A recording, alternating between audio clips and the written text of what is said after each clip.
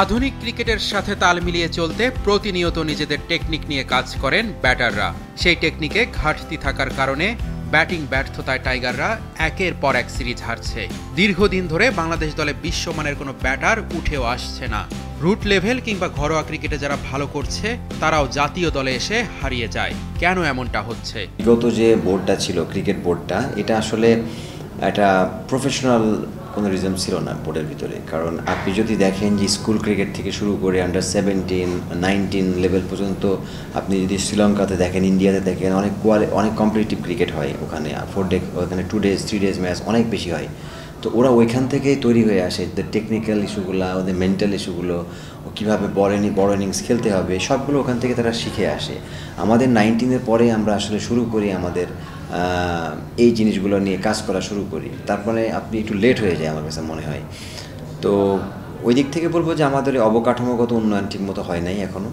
আর আমরা কেন পারছি না, আপনি যখন ছোটো থেকে এই জিনিসগুলো হ্যাবিট হয়ে থাকবে, একটা প্লেয়ারের জন্য লং ইনিংস খেলা, 300-200 রান স্কোর করা, তখন কিন্তু 19 লেভেলে এসে, ন্যাশনাল লেভেলে এসে কাজটা সহজ হয়ে যায়, যেটা আমাদের প্লেয়ারদের ক্ষেত্রে হচ্ছে না। আমরা টেকনিক্যালি ন্যাশনাল টিমে এসে আমরা ঠিক করতে চাই টেকনিক্যাল ইস্যুগুলো, আমরা চোখে পড়ে প্রবলেম, আমাদের মেন্টাল টাফনেসের বিষয়গুলো আমাদের ন্যাশনাল টিমে এসে পড়ে।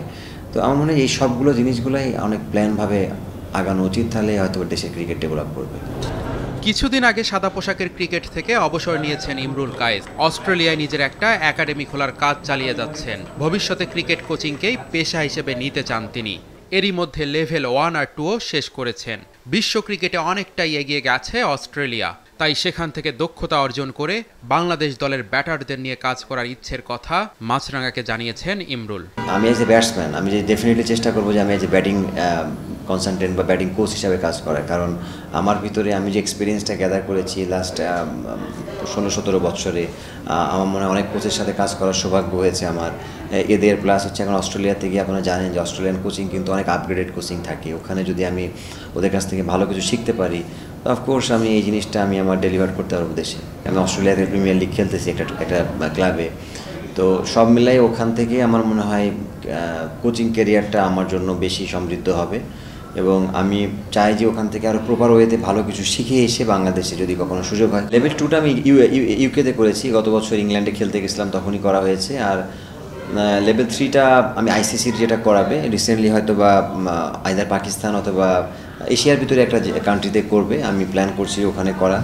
আমি অলরেডি আমাদের সিনিয়র ভাই আমরা যিনি আছেন আমিনুল ইসলাম বুলবুল ভাই, তার সাথে আমি কথা বলেছি। উনিও আমাকে বলেছে যে আমি রেডি থাকতে, আমি চেষ্টা করবো যে ওখান থেকে করা।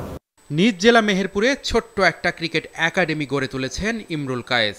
সাদা বলের ক্রিকেটটাও আর বেশি দিন খেলবেন না তিনি। ক্রিকেট একাডেমি আর কোচিং নিয়ে জীবনের বাকি সময়টা পার করতে চান ইমরুল কায়েস।